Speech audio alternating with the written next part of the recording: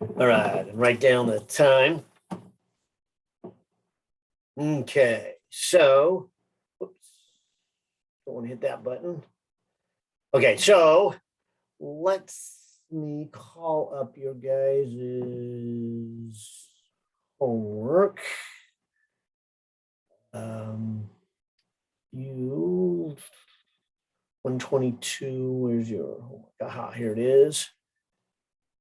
Got a chance to load, and okay, scroll down to chapter 31 here. All right, scrolling a long way. I guess that means we are getting closer to the end of the semester. All right, so what does 24 say? It says a conducting rod of length L moves on two horizontal frictionless rails as shown in 22.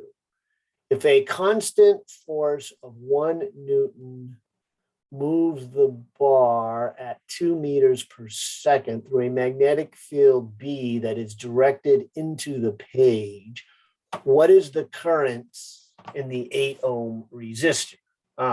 Well, I guess before I can really answer that, I think this is kind of that railgun scenario. Let me open the book here. Okay, here's the book. And let me go to figure 22.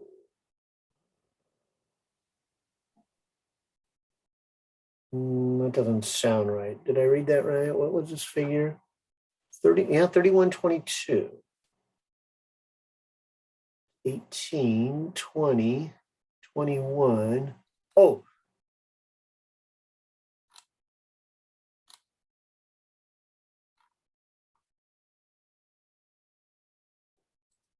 I think I'm looking at the wrong thing. Oh, my bad. It said problem 31, number 22. Okay, so it's the figure right above it.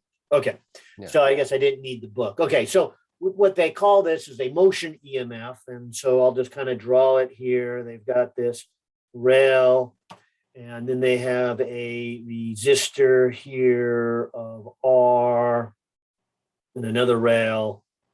And then they have this metal bar, and they've got this applied force going like here. And then the magnetic field, just let me get my colored markers. The magnetic field is going in.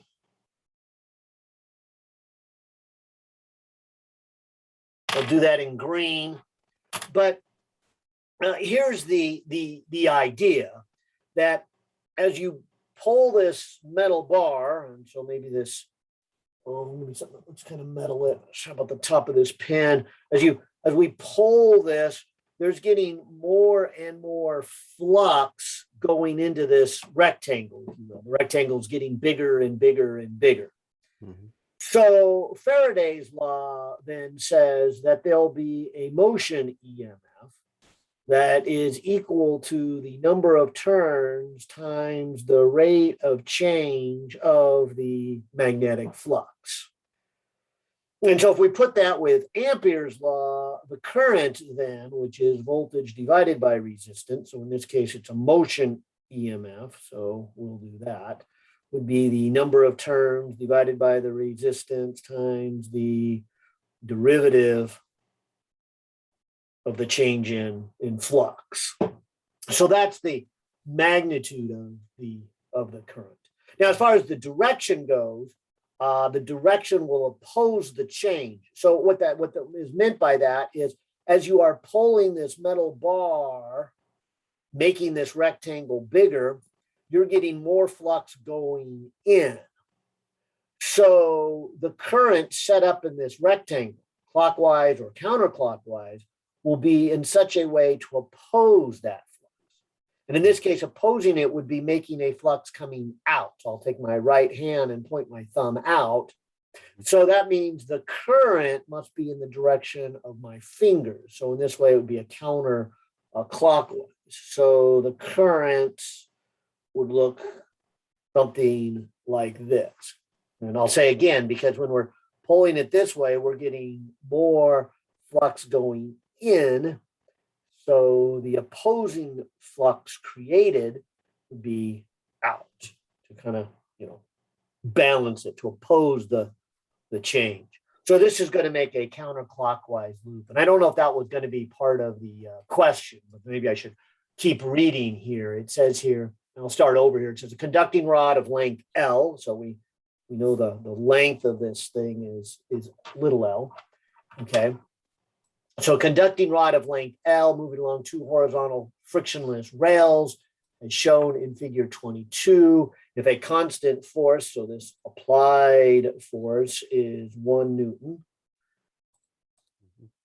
moves the bar at a steady rate of 2.0 meters per second squared through a magnetic field B that is directed into the page. What is the current in this resistor? B, what is the rate at which energy is delivered to the resistor? And what is the mechanical power delivered by the applied force? And then finally, D, explain the relationship between these 2 points. All right, well, starting with the first one, A here, and it's part mechanics, because with mechanics, we have to know that the net force from Newton's second law, F equals ma, must be 0.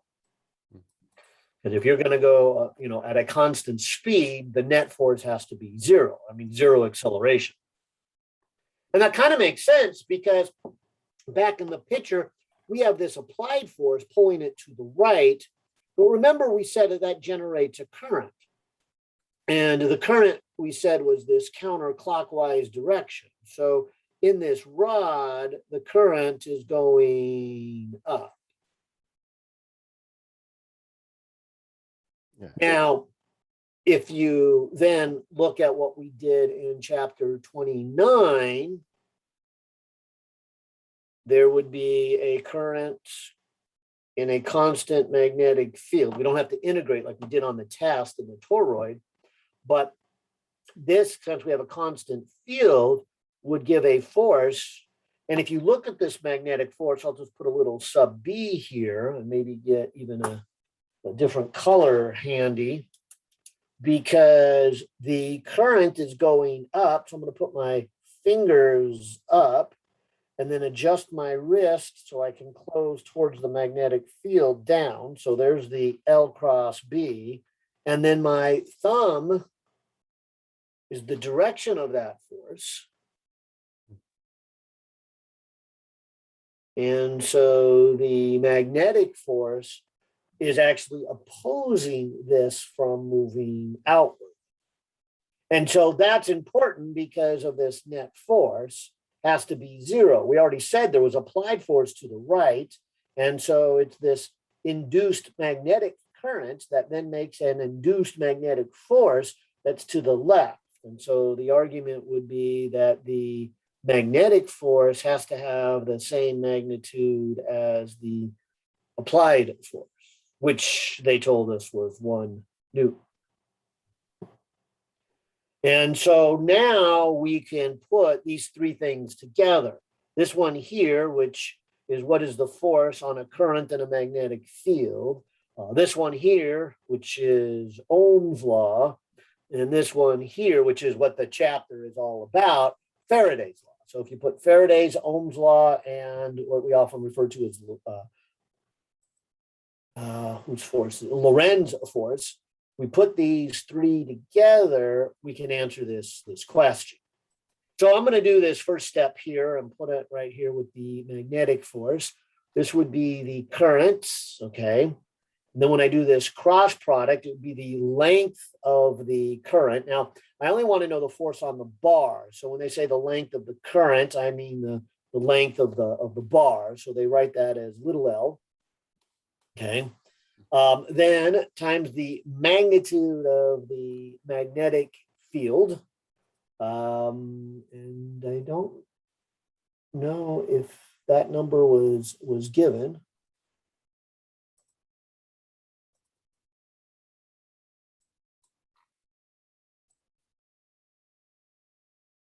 Huh, I'm a little worried about that.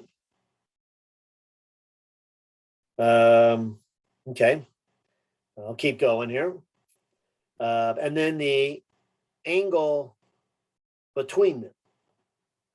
And 90 degrees is the angle between them because the current in my picture is going up and the field is going in. And of course, that has to equal 1 Newton. Okay. Conducting rod atoms shown a constant force through a magnetic field B that's directed into the page.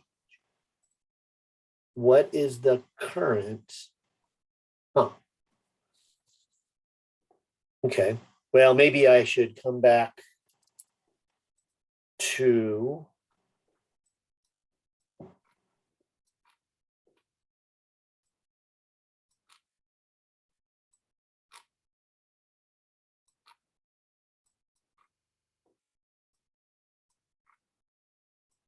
yeah, I'm very concerned. I don't have the strength of the magnetic field. So maybe I should just keep going. Maybe it cancels off somewhere. But that then is one piece of this puzzle. How much force is there? But coming over here to the current, and maybe I should have started there. This would be the number of turns. Well, we just have one loop going around, so that's a 1. So divided by the resistance. And the derivative here of the flux, and so the flux would be B dot dA.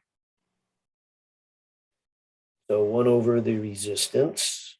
Let's calculate the flux.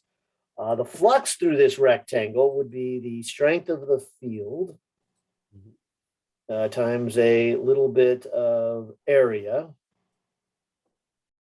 And it's a dot product, so it would be cosine of, in this case, 0 degrees, because the area vector is, perpendicular to the plane. So this rectangle has a plane and perpendicular is into the page, and that's where the magnetic field goes. So the angle between the magnetic field and the area vector is 0. And then you have this B that's a constant, so you can pull it out in front of the integral. And then you're just left with the derivative of the area. And the area, the integral of the area would just be its length here. And then I didn't mark anything, but let's call that X. And then finally, taking the time derivative, the only thing that changes, because it's a constant magnetic field and it's also a constant length to the bar, but the X does change. And so you get this BLV. And so this top one is the EMF. Now that I think about it, we probably could have started the problem here because this was worked out in one of the examples. BLV is the motion EMF. So if you divide it by this R, the whole thing is equal to the currents. Okay. Yeah. And so that would be the answer. And I guess I got too bogged down over here. I wasn't paying attention to the question very well. But the question says, what is the current in the 8-ohm resistor? And so the current would be the strength of the magnetic field times the length L times the velocity V divided by the resistance.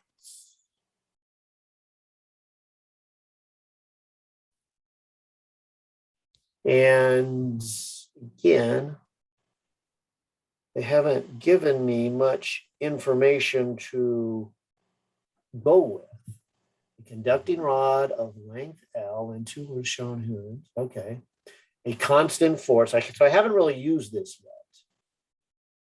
yet. Moves the bar at 2 meters per second. All right. So in that, they're giving me the V and they're giving me the R, but they're not giving me the B or the L. Huh. Although I do have this. So let me write this as B times L is equal to 1 Newton divided by the current I. And so maybe that's the gain. Okay.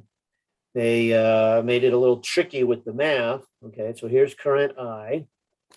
B times L, this number right there, would be 1 over the currents. And then, of course, I still have the V and the R. So moving the I over to there, I would get I squared is equal to V over R, or just I is the square root of V over R. Okay. Yeah. Maybe I better put page 1 here. So finally, I can answer the question. They were a little tricky there with the unknowns, but I kind of like it now. That was pretty clever. So the current then would be the velocity, which, or the square root of the velocity, which was 2. So here is 2 over the resistance of 8, which I guess is the square root of 1 over 4, which is 1 over 2. So the current should be a half an amp. If I did that right. In fact, because of the way they set that up, let me just, before we go on, check that answer. Sure that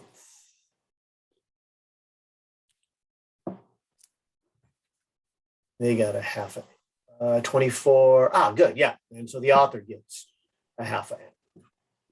Okay, good. All right, let's come back to part B. So part B says, what is the rate at which energy is delivered to the resistor? So the rate of energy is called power. And so going back to our circuits of this, P for power would be I squared R. Okay. And those two we know the current is a half an amp, so I'll square it. And then the R is an 8. So I guess I have 1/4 times 8. And so that's a 2 watts. And I'll check that answer just for the heck of it, but that one seemed pretty obvious. Yep, got the same number. Okay. And then so C, and I think this is a big crutch of this problem. It's not maybe the main thing of this problem, but I hope you see what's happening here. And I'll just kind of come back to the picture. Somebody is pulling on this. Let's just say it's you. You're pulling on this with some force, which we now know is 1 Newton. And what ends up happening is the rod doesn't go faster. I mean, without electronics and magnetism, you would say, yeah, well, here's what would happen. What would happen is I would pull on this and it would go faster and faster and faster. In other words, the work I do by pulling on it goes into kinetic energy. But because of the current and the magnetic field, the Faradays law, this thing has some opposing force, a magnetic force, so it doesn't actually go any faster. So the question becomes, wait a minute, what's happening then to the work that I'm doing? If I'm putting this work in, it's got to go somewhere. Like if this was physics 121 with mechanics and this force was resistance, I would say that, well, the reason it doesn't go faster is because the work I'm doing by pulling on it goes into heat. But this one's totally different. This one is, okay, I'm pulling on it and it doesn't go to heat. Where does it go? And actually, I shouldn't say it doesn't go to heat because it actually does go to heat. I just realized. But it doesn't go to friction. What it does is it makes a magnetic current, and that magnetic current then gets consumed and the resistor as heat. So it does end up as heat, but it's kind of different. It's not a frictional heat. It becomes an electrical current and an electrical power, and then whatever this thing is becomes and if it's just a resistor, it just becomes heat. But if it's a light bulb, then that heat gets turned into, light. And so we make the light go on. So that's what's happening here. And that's what I think the author is trying to get you to see here in part C, where they said, well, what is the mechanical power delivered? So remember, work is the force times the distance, or maybe with a little bit of calculus, more appropriate, a little bit of work is force times a little bit of distance. And then if you divide both sides by time, the rate of work, which we call power, so there's the mechanical power, would be force times velocity. So the applied force is 1 Newton and the velocity is 2 meters per second. And that comes out to be 2, and a Newton times a meter is a joule per second is a watt. So the person pulling on it is doing work at a rate of 2 watts. Not surprisingly, the resistor is consuming energy at 2 watts. And that's what the heart of this problem is getting at. Well, now I think maybe the heart of the problem really is Faraday's law. That's the heart of the chapter. And this problem is trying to show that then leads to the energy you put in, the work you put in equals to the energy consumed. This time, however, it's being consumed through an electromagnetic process. And that's kind of the beauty of it. That's why we call it a motion EMF, which is what I kind of just did here. D, it says explain the relationship between the two quantities. And I guess I did. So, okay, done. That's why those two are the same. This is what you put in, this is what is consumed out, and that's a conservation of energy. Okay. So, hope that helped. Yeah. And all right. So, let's see, I'll jump back over to the chat because you put a bunch up here and said, hey, let's look at a bunch of these. yeah. Okay. So that was 24. Let's go on to 29. So number 29. Good one. Okay, let me flip back over here and scroll down. 29 says what? Oh, it says a rectangular coil of resistance R and N turns, each of length L and of width W is shown in the picture. All right, well, for my own understanding, as well as anybody who might jump into the video either now or at some later date, let me just draw what that picture is showing. They kind of have this region where there's a magnetic field, and I like to do magnetic fields in green for whatever reason, okay? And it's going into the plane of the paper or the screen here. And then they show back here this, what they call it, a coil. Mm-hmm. And they try to show it with a bunch of loops. I'll just draw 3 complete loops, since looks like that's what they've drawn. Theirs is better. Mine looks like it gets bigger and bigger, but it's supposed to be just one rectangle on top of another rectangle. They do a better job of drawing that. They give its dimensions. Its length is L. Its width is W. And it's moving along at a speed of V, okay? And it's going to enter this. They do say that there is some resistance. I'll just put a capital R in this coil. So a rectangle coil of resistance R and N turns. I'll put a little N over here to remind myself, N turns. Each of length, little L, and of width, W, shown in the figure. The coil moves into a uniform magnetic field B. So I'll just put B, and it's uniform, so it has the same strength all the way through. And it moves through at a constant velocity v. What is the magnitude and the direction of the total magnetic force on the coil A as it is entering, B as it moves within, and C as it leaves? All right, well, again, let me get to the heart of the chapter. The heart of the chapter says the magnitude of the EMF, this is Faraday's law, is how many turns do you have in your coil? So this time we have N. The last problem we just did, there was only a 1. Times the change in magnetic flux. Okay.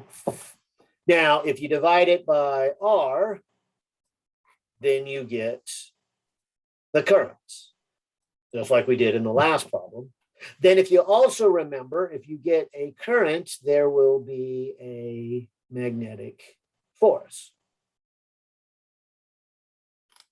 And so these same 3 principles that we just did in 24, we're going to see here in 29, where we have first Faraday's law, then we divide by resistance to get Ohm's law, and then we have the Lorentz force. I'll just call it the magnetic force when we have a current, and if we have a current. So let me just answer maybe B really quickly. I'm going to go to B. Because if you'll notice back here, it says that there is a voltage or an EMF when there's a change in flux. So only when there's a change. So if you look at this coil, when it is outside and moving along, there's no change in flux. Well, for that matter, there's even no flux. And that's not even a question. Maybe it should have been question D. What would be the force when it is outside the magnetic field? And the answer maybe is so obviously 0, the author doesn't even ask it. But I think where it's a little harder is when it's inside here. But see, when it's inside and it's moving, there's no change in flux. All these lines that go through, it shifts over to another set of them. But for every one that leaves, another one gains. And so there is no change in flux. And so I would say that the induced voltage when you are in the magnetic region is 0, which of course makes the current 0, which of course then makes the magnetic force 0. So when it is moving within the magnetic field, and for that matter, outside of the magnetic field, there is no change in flux and there is no force. So I'm going to answer B, and I'll even call it D first. So fully inside or fully outside, no change in flux means no voltage, means no current, means no force. All right, now where it is more interesting is when it is in the process of going into the field or in the process of exiting. So A says as it is entering. So let me kind of draw the magnetic field boundary in green and a little bigger than my first picture. Let me draw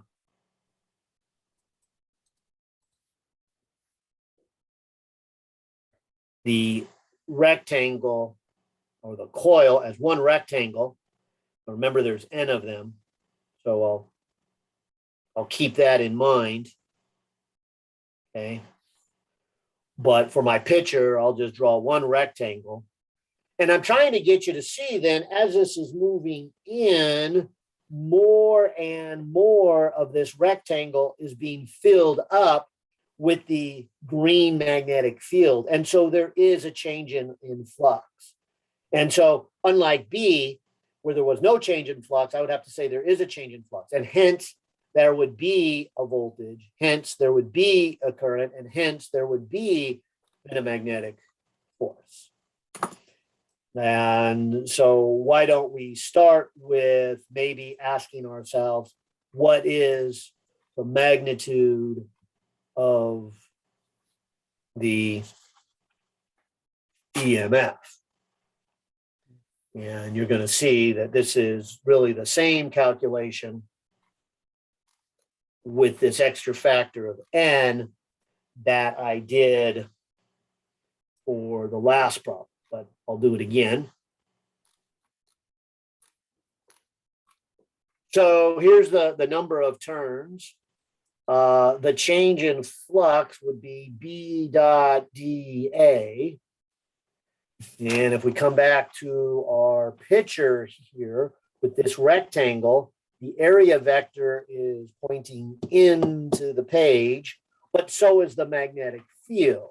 So when I do this dot product and go BdA, I'm going to go cosine of 0 degree.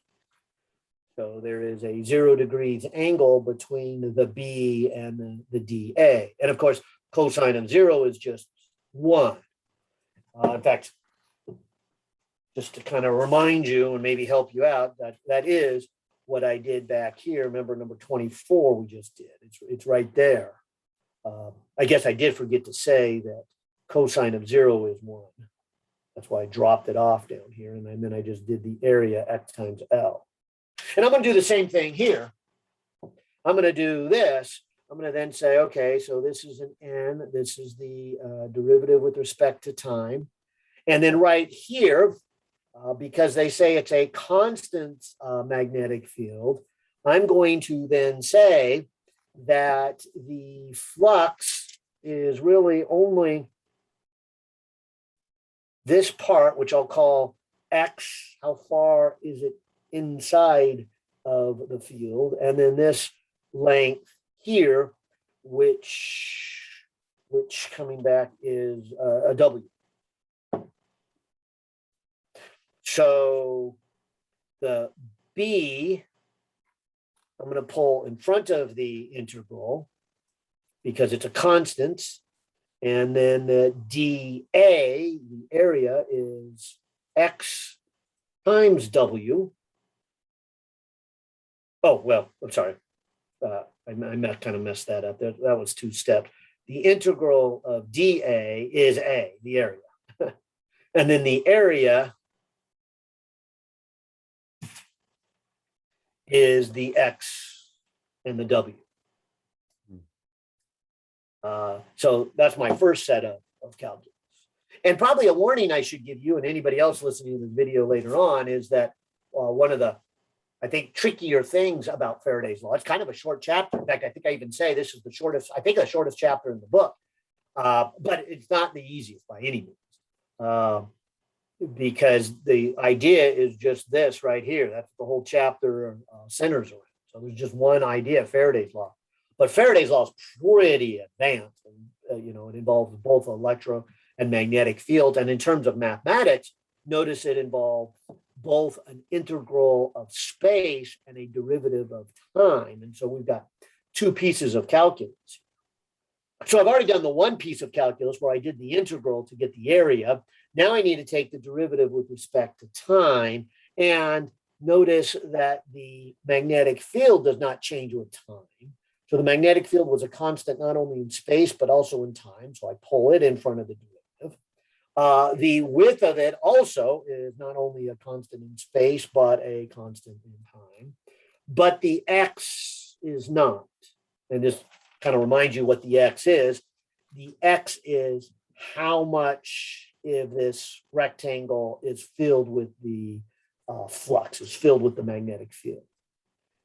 By the way, back to B, that amount that's filled is the whole thing. And so X does not change once it's fully inside. So if you go back to B and say, look, I wanted to apply the math for B, right here, you would say dx dt is 0. You would say the amount filling up the rectangle does not change. Once it's inside, it's full and doesn't change until it starts to leave. So this dx, how much is only changing while it's going in or while it's coming out. So that's kind of the math behind B that I did first and said it's going to be 0. All right, but coming back here to A, this then, NB omega, would be then the velocity. This would be how fast is this material? I shouldn't say material. How fast is the flux in here? And in this case, increasing because I'm going in. But as you'll see when we do part C, I'm going to do the same thing, but now it's going to be going out. Okay. In fact, you'll probably recognize this BL. Well, it's not an L now. Now it's a W or a W for width, and then the V. Because back to 24. Now, if you remember, when we derived this, we had the BL. There it is, BLV. And so this is the voltage you get by something moving in a magnetic field. And of course, what changed is our symbol. Instead of calling this length, we're now calling it width. But that is it. Now, of course, something new is that we don't just have one, but we have many of them wrapped around. So we have N of them. All right. So there is the voltage. Now, I don't believe, let me come back to the question, that they gave us any numbers. I think this is what they call a symbolic problem. So yeah, they just gave us R for resistance, number of turns, L for length, W for width, V for velocity, B for field. Okay, so they give us symbols in the question, so we need to give symbols in our answer. All right, so as I was saying earlier, this would be step one to get the voltage. So now we have the voltage around the loop. So to get the current, I'm going to take the voltage, the induced EMF, and divide it by the resistance. Okay, so there's the current. Now, to do the last piece of this is to find the force. And so the magnitude of the magnetic force. And I suppose we should also include direction here, but let me start with just magnitude. Is this IL cross B from page 1. And I need to then say, okay, so there's the current. And I need to be a little careful here. This is the length of the wire. And this then, so let me just leave it as L for a second. This is B, and this is the angle between them. Okay. Because the angle between them is quite interesting here. And the direction is quite interesting. So let me put the direction of the force in red as this thing enters. Let's start off with, okay, the induced current, is it going to be counterclockwise or is it going to be clockwise? And so this is our Lenz's law. Lenz's law says that the direction of the current opposes the change. All right. So again, this is a lot like 24. So this is coming in and there's getting more and more flux going in to the rectangle. Therefore, we want the current to be in such a direction that it makes the flux coming out. It opposes. So I'm going to take my right hand with my thumbs up pattern, and I'm going to put my thumb up because I want the current in such a way that the flux from the current goes up, opposing the change. Now, again, what's the change? Well, as it flows in, more and more flux goes down. So the secondary flux, the secondary magnetic flux would need to go in a counterclockwise direction to go up because that's opposing the change because more and more is going in. So we want to make some come up. So I'm going to put a big loop in red saying the current goes in a counterclockwise direction. Now, here's why that's important. What that means is right here on this part of it, the current is going left to right. And on this part of it, it is going up. And on the top part, it is going right to left. Now, I'm not even going to mess with this one. It's true that the current would be going down, but remember, there's only a force when you have a current and a magnetic field.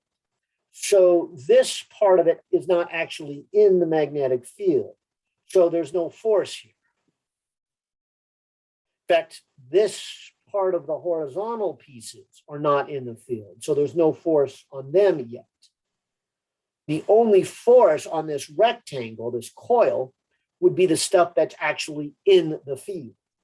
So the transition of going from outside the field to in the field creates an induced current, which does create some forces, but it only creates forces on the part of the rectangle that is actually in the field. The other part has the current, but doesn't have the field, so there's no force. All right, so let's start with this lower one where the current is going left to right and say, what direction is the magnetic force? And since the magnetic force is a cross product, I'll have to probably twist my body to get this on video right. I'll put my fingers in the direction of the current and close towards B. Mm-hmm. So fingers in the direction of the current, close towards B, and my thumb is pointing up. So this would make a magnetic force upward. All right, let's talk about the magnetic force on this vertical piece. So I'm going to put my right hand with my fingers going upward. That's the first one in the cross product. And then close it towards B, which is down. And then I get a force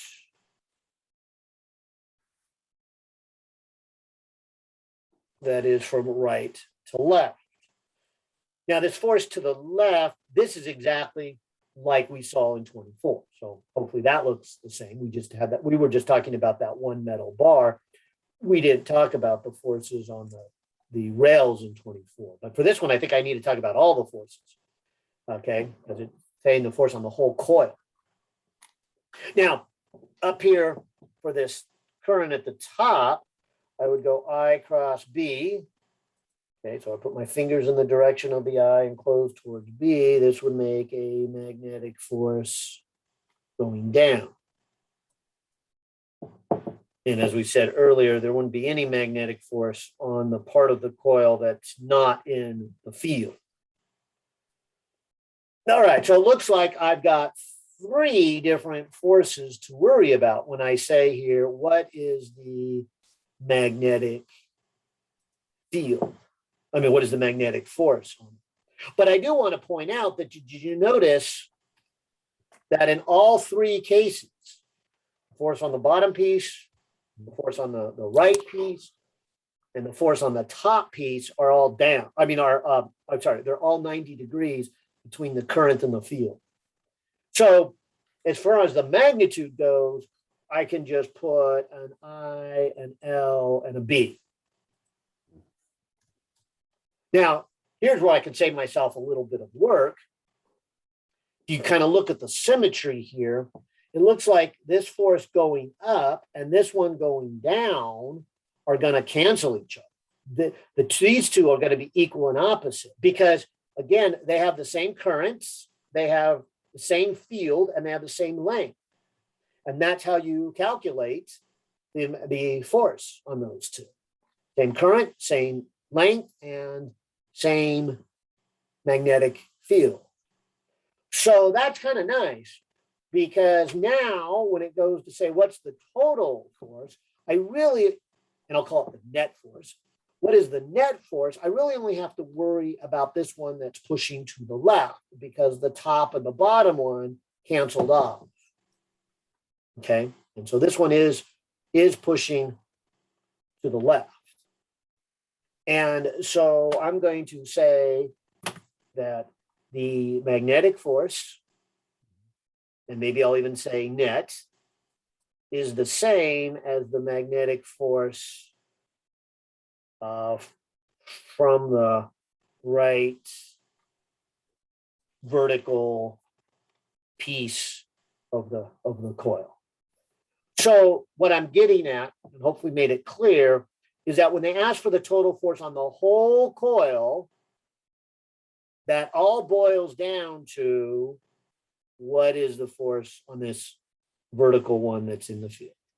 The ones outside the field don't matter. The top and bottom one cancel. It's only this one that I need to worry about for the net force.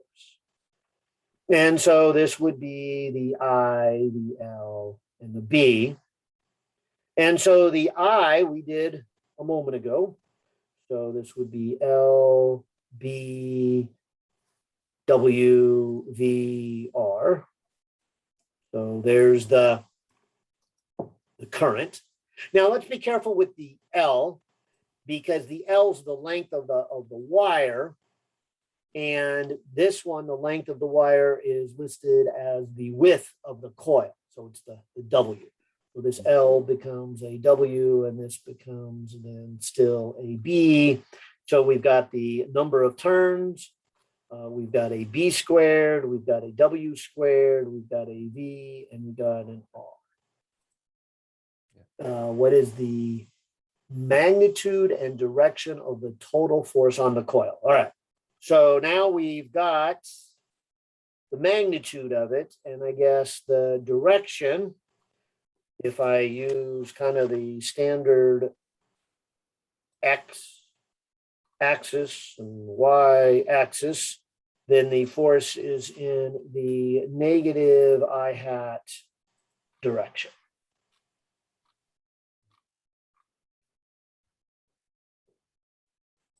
And so there would be the magnitude and direction as it is entering. That's page 2. Page 3 then is, okay, let's do part C when it is exiting. Okay, well, let me kind of do the same picture drawing that I did for A, but this time we will draw it so that the rectangle looks like it is leaving. And then fortunately, a lot of these steps are the same. Let's see. Let me go back to where I started A. See, the first thing I did was say, could you calculate the magnitude of the EMF? And it was the number of turns times the change in flux. And if you go through this, almost everything's the same, except of course, the flux is now diminishing as it leaves instead of increasing as it was in part A. But in terms of the number, we would still have the same magnetic field. There would still be an angle of 0. There still would be a dA. When you do the integral, it would be A.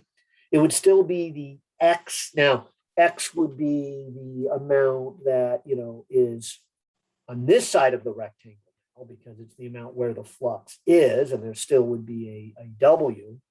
But when you take its time derivative, the only thing that's changing is the X. So you would still get this NB and W here. And then this would still be, how does X change with time? Now, you could argue that it's a decrease instead of an increase, because as it's going out, X is getting smaller instead of bigger. Okay, fair enough. But I'm just going to say, what is the magnitude of the EMF? I'll use Lenz's law to get the direction.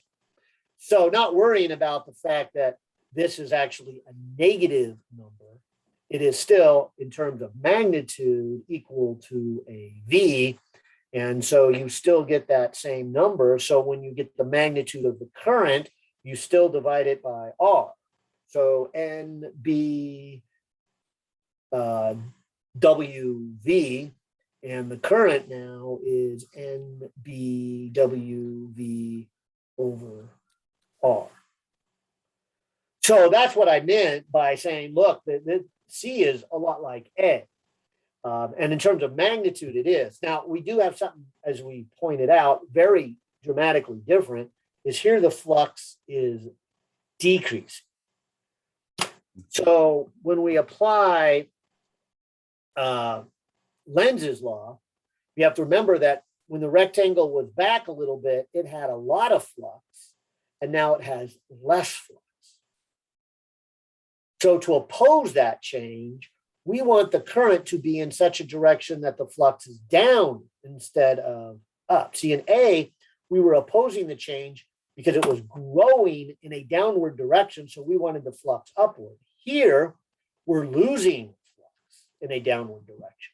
So we're trying to make up for that flux. We're trying to oppose the change. So we want our flux to be down. And so that tells us the current goes the other direction here.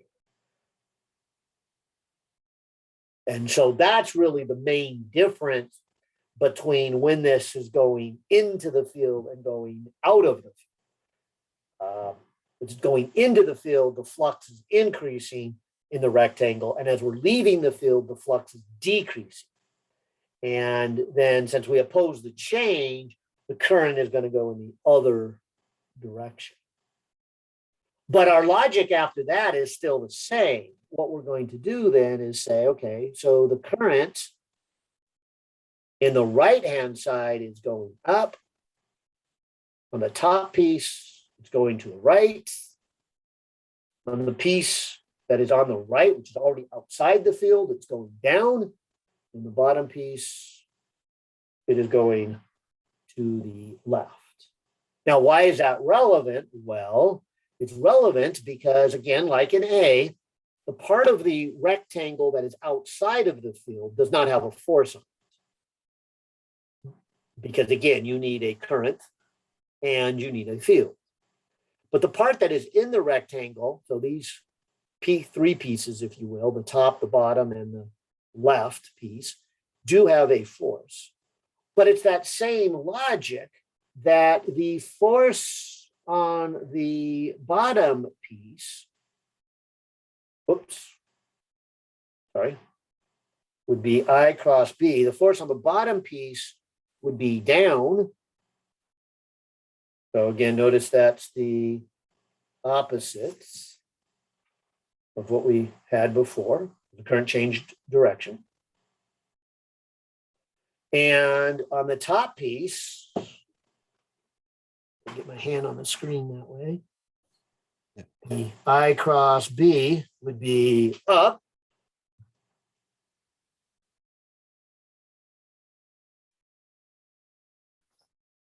And let me make the same statements that I did for A, that this force, maybe I should put the equation again, force is I L cross B, so the Lorentz force, the magnetic force, okay, on the bottom wire and the top wire are going to be equal and opposite. So they're going to cancel off. And when it asks for then the total force on the coil, the net force, you really only have to worry about this left piece. And so if the current goes up and the field goes in, I cross B is going to give me the left.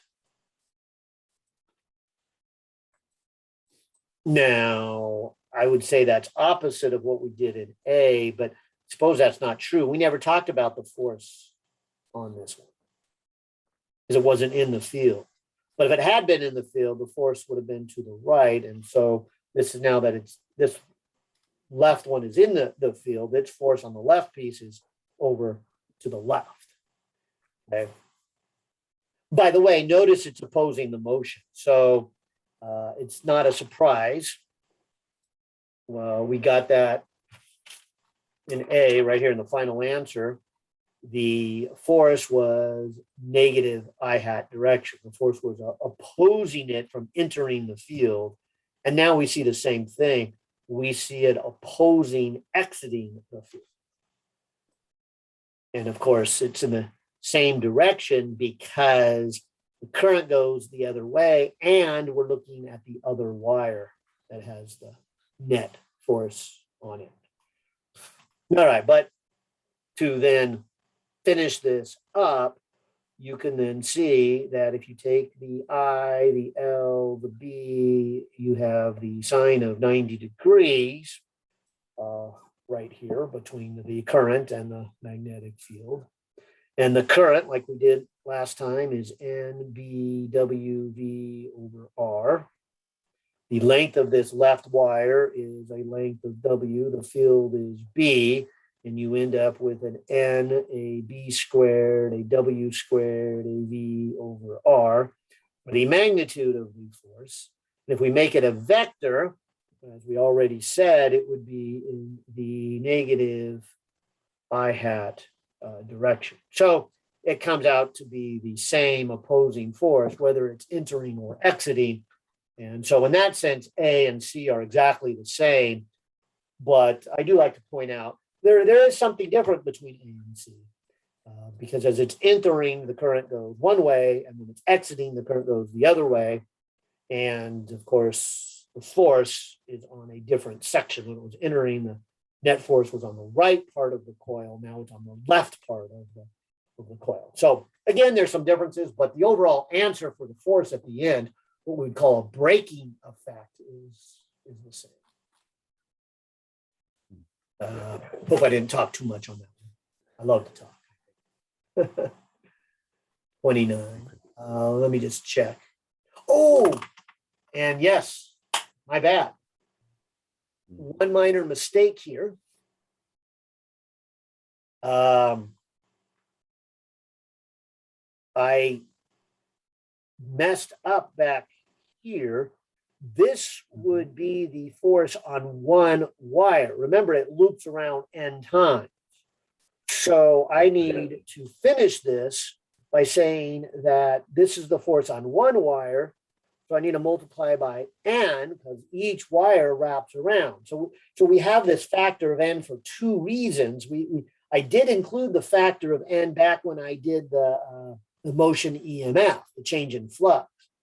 But what I forgot to do is to include the factor of n for each wire that also has that current. So there should be an extra factor of n here. And so we should finish with an n squared. And that was also true for part A. I didn't do that for part A. And I'm glad I looked at the answer because they have for an answer n squared as well as the B squared, and W squared, and the V and the R. And then they say to the left. But yes, there should be an n squared there. So forgive me for that oversight. All right, nice. Another one. Yeah, these are long, these are hard, but not. That's probably not a surprise. You saw the test. The test was long. The test was hard. A lot of things tied together, and anyways, you got to go put a bunch of chapters together to make this work. All right, good. Well, I know you asked some other ones, and so we still got time to do some more. Let's see. Next on your list is number 33. 33. And put down the time. What is it? 11:17. Okay.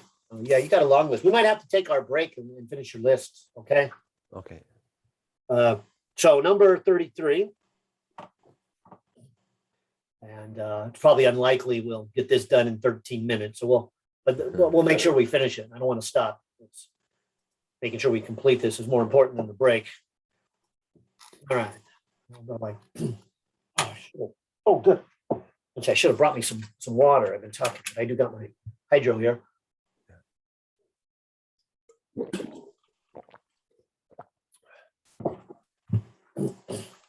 All right. So let me try number 33. And then 33 says, a magnetic field directed into the page changes with time. All right, so let me grab my green marker and put little X's going in because it says a magnetic field directed into the page changes, and they put the equation B, and it looks like they've got 0.03 T squared plus 1.4, where T is time measured in seconds. The field has a circular cross section, so I didn't do a very good job of drawing my picture, so I'm going to kind of redraw it because it says the field has a circular cross section. The field has a circular cross section of radius r equaling 2.5 centimeters, as in figure, oh, they gave a figure, 32.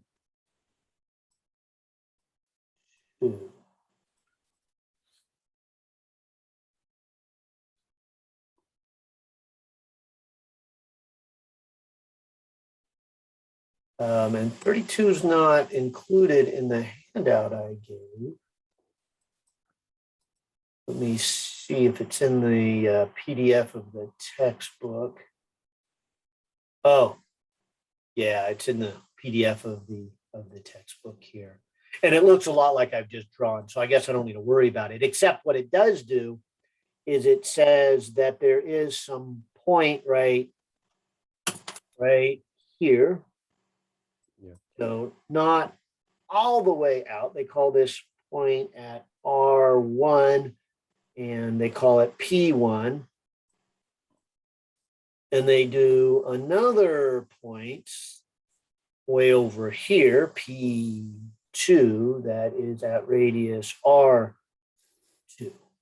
Well, I guess they kind of drew it off this. So my picture's a little different, but it's equivalent. Okay. What is the magnitude and the direction of the electric field at point 1 at time 3 and at R2? Okay. So now we got to put two things together. Let me start by saying the main point of this chapter is Faraday's law together with Lenz's law, that we can have this induced EMF. Okay. And so this is what we did in the last two problems, 24 and 29. We found the voltage, the induced EMF, then we divided by the resistance. We put it together with Ohm's law to get the current. And once we count the current, we put it together with chapter 29, which is Lenz's Lorentz force. And anyways, we found those forces. This one is asking us to take Faraday's law and go back to, if I get the number right, I guess it's chapter 27, where it says the voltage is minus the integral of the electric field. I think your book used an S. It might have used an R. Maybe I'll go back here to 25. Yeah, it used an S. Okay, DS. And so what I'm going to do is I'm going to put these two together. In other words, sure, you can make a loop here. Maybe I'll just make it in blue right here.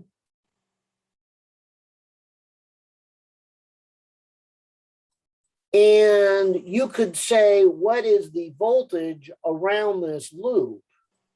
And if this loop was actually made out of some kind of material, like the last two problems, we had it made out of, presumably they were metal conductors. The last problem we just did back here, we said this coil had a current in it. And so I would assume it was made out of like a copper wire.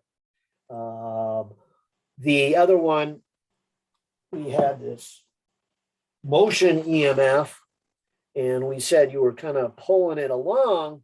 And again, we kind of said, well, it was made out of metal, and so it would have some kind of current in it. But the truth is, you could have a voltage around a ring, and here, but if it's not made out of any material, you would say something like this, that the current is zero, because you would get your voltage, but you would divide it by a resistance. And you would say, well, there's nothing there, so the resistance would be infinite. Okay.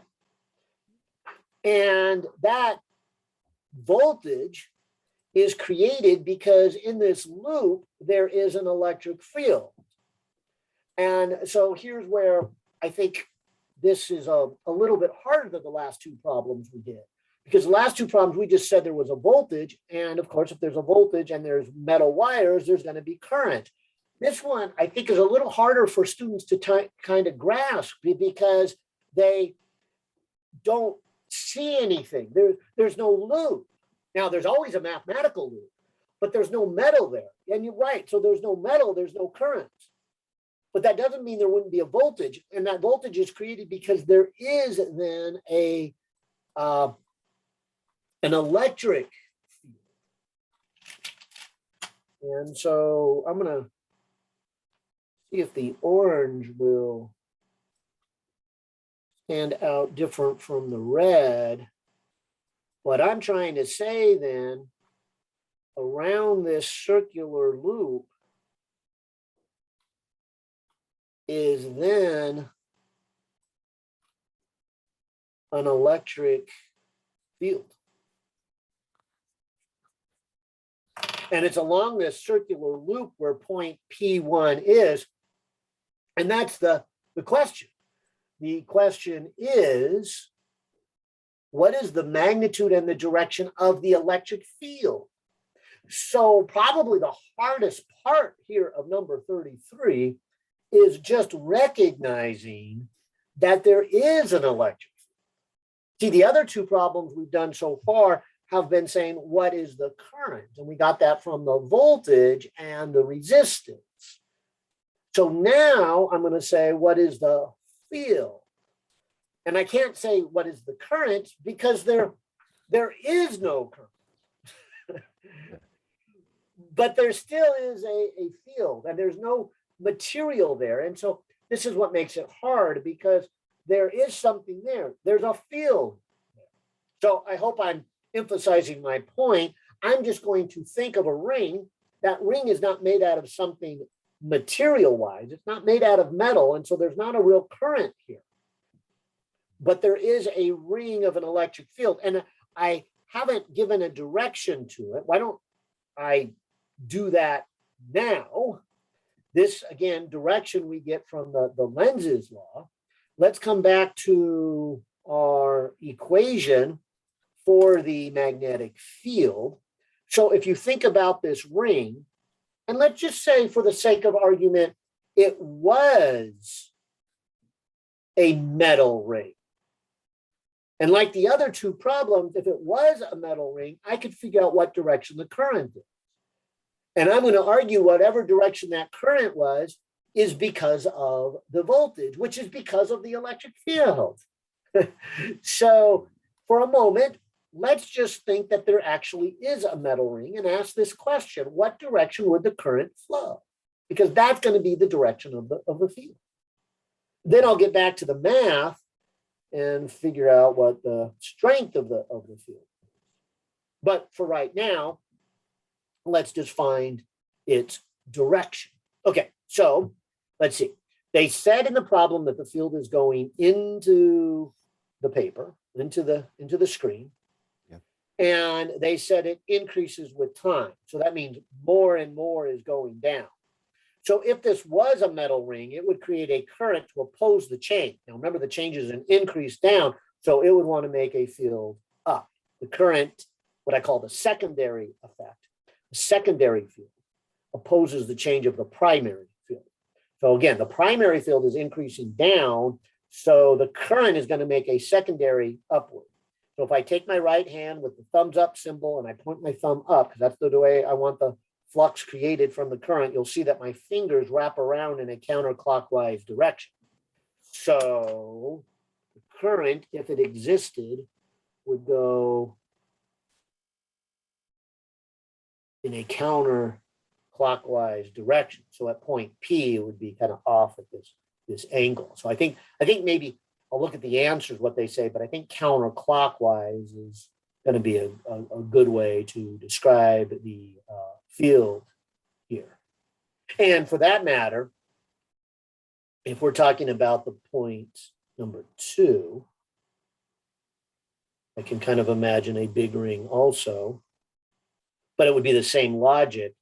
Although the flux doesn't fill up the whole ring, there is a changing flux going on inside and it is downward. So there is going to be an opposing flux going upward. And if this was a metal rod, the current would go in a counterclockwise direction. So for both point P1 and point P2, I'm going to say the direction of the field is a circular loop in a counterclockwise direction. So that's the part where it says, what is the direction of the electric field? All right, so now that we understand, I hope, the concept, the math isn't quite so bad. So now that I argued that there isn't going to be any currents, but there's still going to be an EMF, which comes from a field. Just the field is not going to be able to push on anything because there's not going to be any electrons because there's not a metal piece.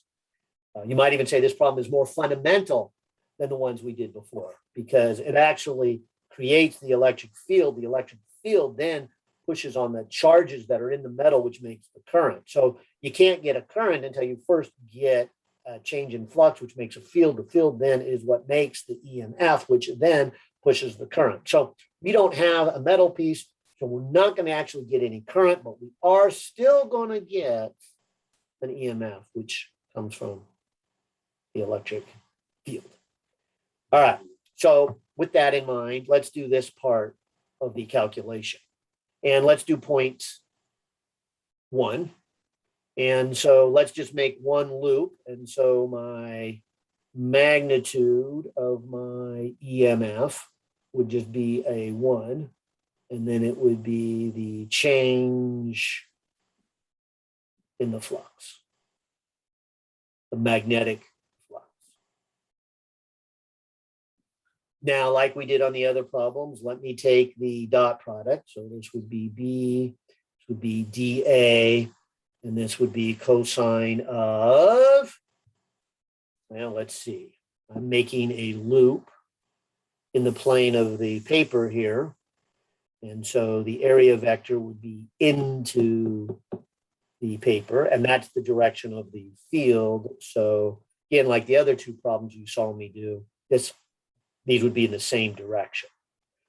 So this would just reduce down. Oh, I'm sorry, I forgot my time derivative here. So 1 times the time derivative. So I still have the time derivative, but I have an integral.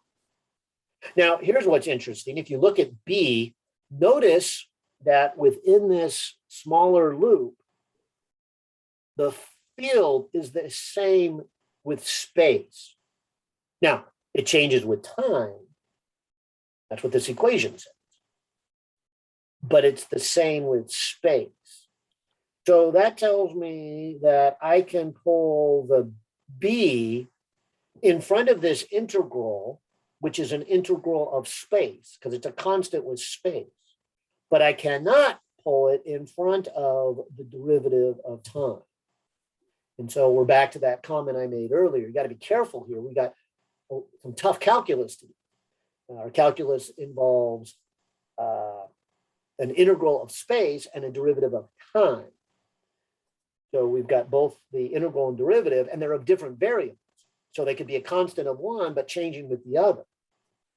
So this is a constant of space, but a changing with time. So That's why I'm going to put the magnetic field in front of the integral of space, but not in front of the derivative of time. Now, this then is just the area.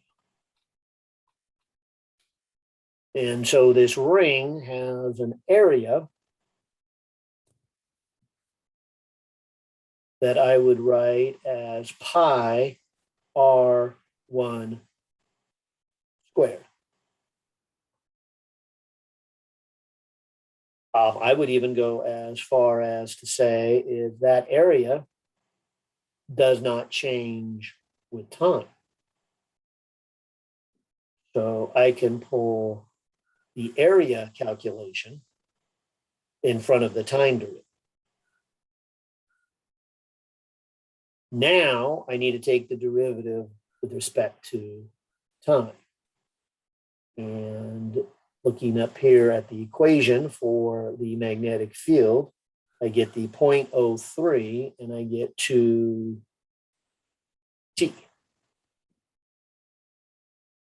And that would be the magnitude of the EMF. Now, let me emphasize, I'm not done. I've only really done half the math, because what I've done is an equation for the EMF, but I need to tie it together with chapter 25. And so let's look at this one. So the magnitude of the voltage, which I'm going to say is the magnitude of the EMF, okay, right here. So I'm going to ignore the negative sign, is the integral of the electric field along some distance.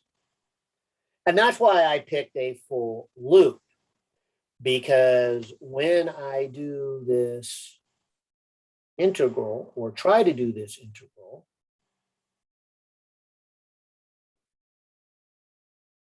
I have some challenges here. I need to do an integral with the electric field, but that's the question. What is the electric field? I don't even know what it is. However, just like we did for the electric field in Gauss's law, there's some symmetry arguments I can make here that would make this simpler. The first one is the magnitude of it. If you'll notice that this loop that I made, if I were to talk about any other point on this orange loop, it would look exactly the same. So whatever the electric field is at point P would also be the same at some other point on this orange loop. And so as I go all the way around this orange loop, as I integrate it, I could argue that the magnetic field, the electric field, is the same value. And because of that, I can pull it in front of the integral. And so that's the symmetry argument, the same symmetry argument we did with Gauss's law. And that's good, because to do an integral of something I don't know is impossible. But, excuse me. But once I pull it out of the integral, now I can actually do something. So that's cool. Now, as far as the angle goes, the angle is going to be 0. Now, that again is a little harder because we haven't spent much time necessarily talking about it. But the reason I would know that is if I were to ask myself, what direction is the field? And again, this is that same kind of symmetry that we argued in Gauss's law. Actually, this is probably closer to Ampere's law, because it's kind of an anti-symmetry. If you were to look at this picture and maybe flip it over, so instead of the magnetic field going down, the magnetic field would go up. When you flip it like this, I would expect the electric field to also flip. You see, the electric field is created from the magnetic field, and the magnetic field flips. When you flip this, you don't get the same magnetic field. You get almost the same. You get what we call an anti-symmetry. You get a field that looks exactly the same. It's just pointing up instead of down. So I would expect an electric field to flip also. And so if you flip it around a line of here called a line of anti-symmetry, the field that does that is perpendicular to a line of symmetry. So in Gauss's law, we said you flipped and you got the same thing. Those were lines of symmetry. In Ampere's law, we had lines of anti-symmetry. So this is a line of anti-symmetry. We flip that and it's got to point the other direction. So that means it has to be perpendicular to this line of symmetry. So that means it is along the loop, which if it's along the loop, the angle between the E and the ds is along the loop. I'm saying E has to be along the loop. And so the angle has to be 0. And so this equation just becomes E, and then this just is the circumference of the circle, 2 pi r1. So, as I said, this is a pretty challenging problem. If we put these two things together now, if we put Faraday's law together with the definition of voltage, so we did this for Faraday's law, we got pi r1 squared equals 0.032 t. And we set that equal to the definition of a voltage, electric field times 2 pi r1. We'll see that there's a 2 on each side. We'll see that there's a pi on each side. We'll see that there is 1 r1. And so the electric field becomes just an r1 0.03 mt. And now we can actually put in our numbers, because R1, what is the magnitude and the direction? Do we have an R1? We might not have a value for R1. Let me come back to the picture. 0.02 on the R1. Oh, okay, so we do.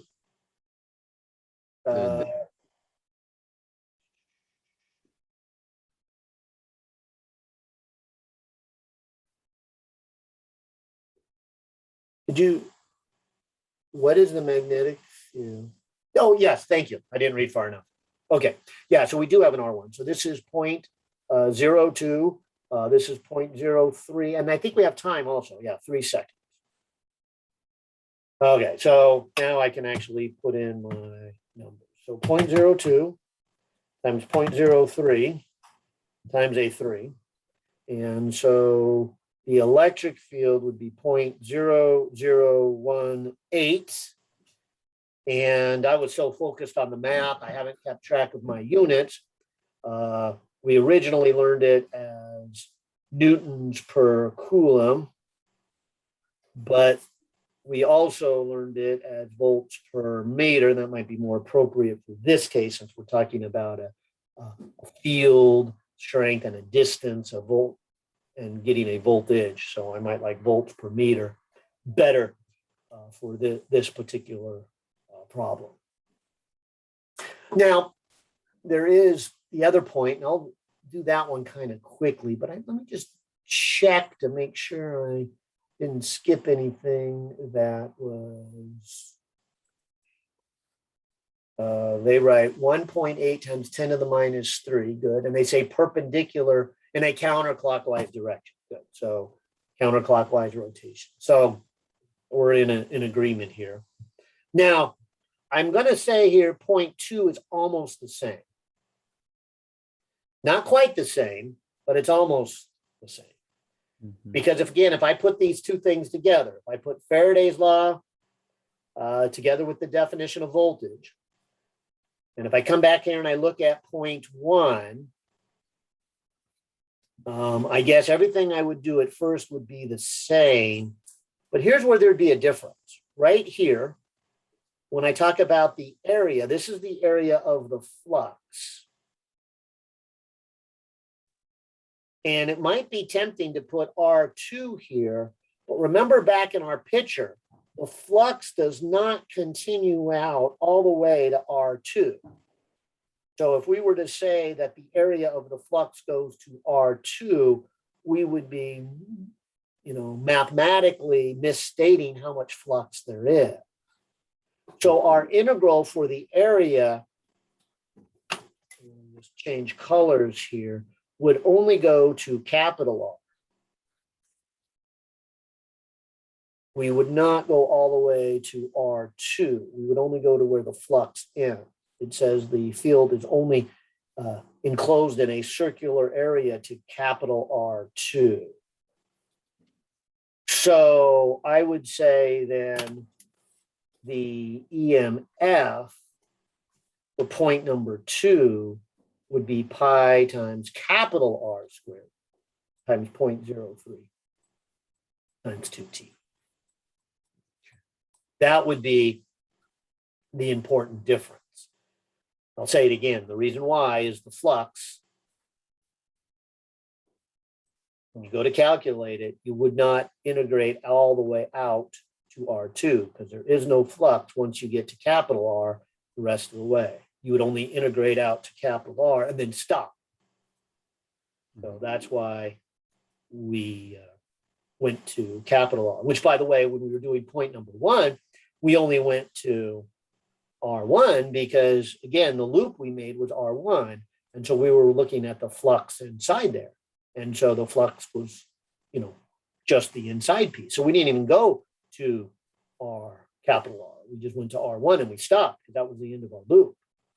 But now as we try to go to the end of our loop, R2, we got to stop actually earlier than that because the flux doesn't continue on past capital R. So that's the difference.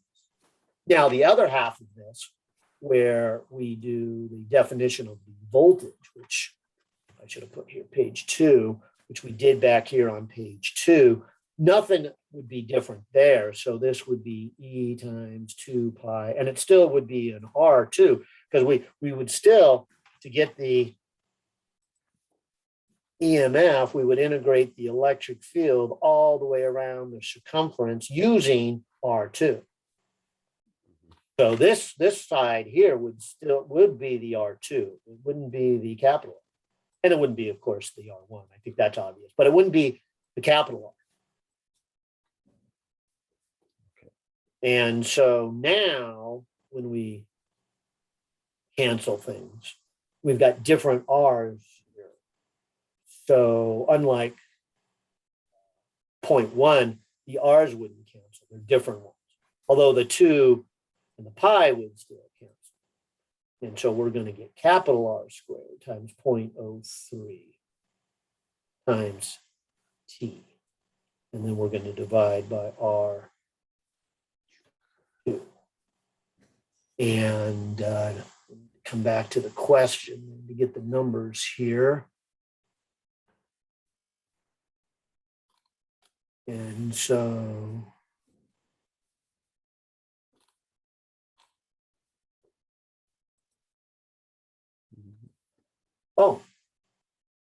they didn't ask for R2. It seems just R1.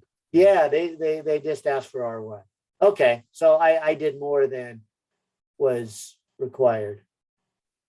But had they asked for R2, they would need to give me the R2. They did give me the capital R, but that would be the difference between 0.1 and 0.2. I guess I just assumed that when I look back at the picture.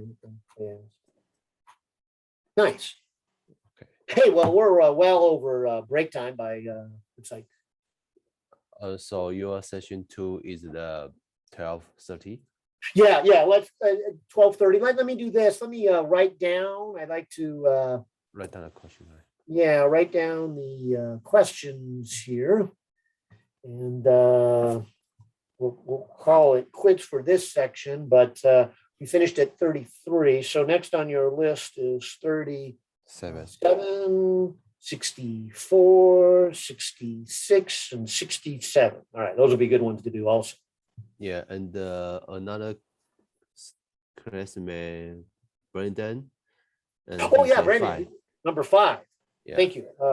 Number 5.